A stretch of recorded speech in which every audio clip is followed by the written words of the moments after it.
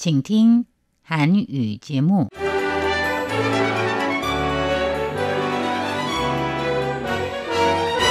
안녕하십니까? 중화민국 국제방송 타이완의 소리 RTI 한국어 방송입니다.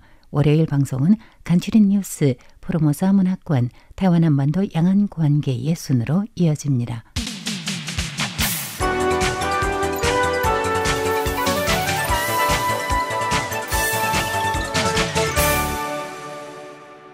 간추린 뉴스 오늘의 주요 소식입니다. 타이완 주재 영국 대사 존 데니스가 오는 2월 임기 만료로 이임할 예정입니다.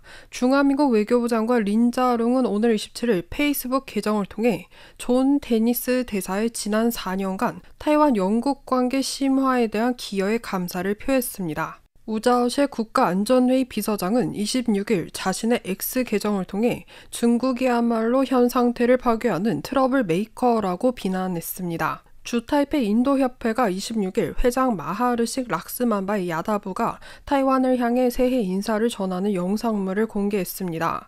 해당 영상물에서 야다부 회장은 뱀은 인도 문화에서 신성함과 힘을 상징하며 2025년 뱀의 해 인도와 타이완이 풍부한 새로운 기회, 협력과 잠재력을 발굴하길 바란다고 밝혔습니다. 춘절 연휴 셋째 날인 오늘 27일 오전 타이동현 서쪽 10km 지역에서 규모 5.2의 지진이 발생했습니다. 첫 번째 소식입니다. 앞서 24일 린 외교부장은 이임을 앞둔 존 데니스 타이완 주재 영국 대사에게 양국 관계 발전에 기여한 공로로 친선 외교 훈장을 수여했습니다. 린 장관은 오늘 페이스북에 올린 글에서 존 데니스 대사 재임 4년간 타이완과 영국의 양자 관계가 상당한 진전을 이루었다고 밝혔습니다.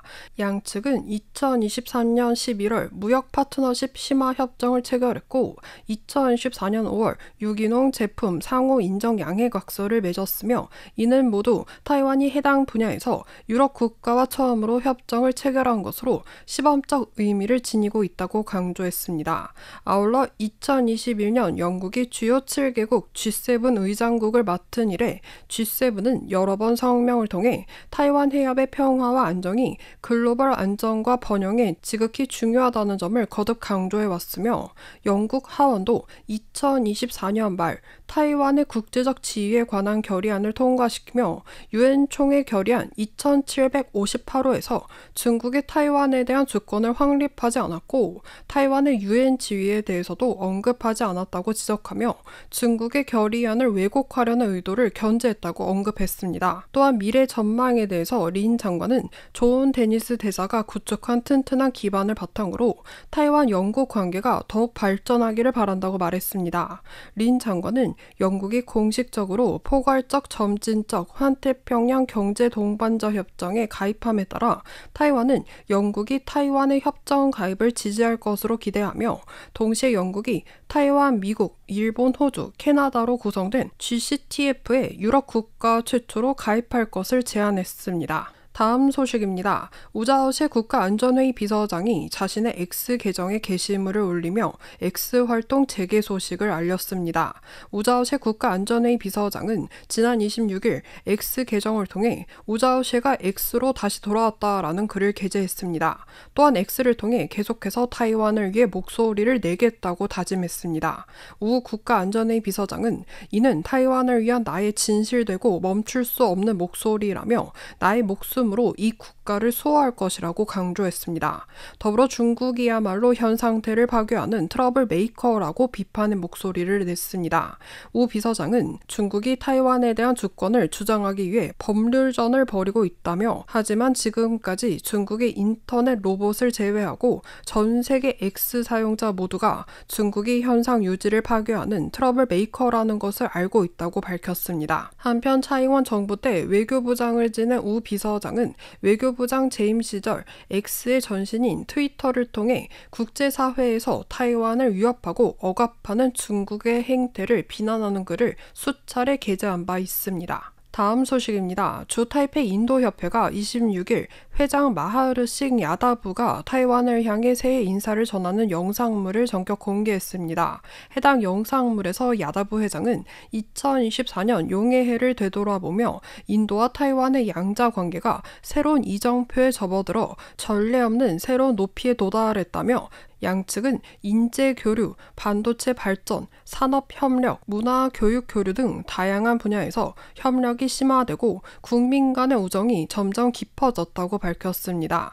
이어 2025년 뱀의 해를 전망하며 가슴은 희망과 기대로 가득하며 이는 인도 문화에서 뱀은 신성함과 힘을 상징하기 때문에 올 한 해 인도와 타이완이 풍부한 새로운 기회, 협력과 잠재력을 발굴할 것으로 믿는다고 말했습니다. 야다부 회장은 또한 인도 타이완 양자 무역이 미화 100억 달러에 달했으며 약 250개의 반도체, 전자, 제조업을 포함한 타이완 기업들이 인도에서 운영하고 있고 한 발 더 나아가 이를 기반으로 경제적 파트너십을 더욱 심화시켰다며 뱀의 해 계속해서 발전하고 나아가며 2025년을 인도와 타이완이 번영과 오래된 우정을 함께 구축하는 한 해가 되도록 하기를 바란다고 강조했습니다. 춘절 연휴 셋째 날인 오늘 27일 타이둥현 서쪽 10.2km 지역에서 규모 5.2의 지진이 발생했습니다. 중앙기상서의 최신 분석 결과 이번 지진은 오늘 27일 오전 8시 18분에 발생했으며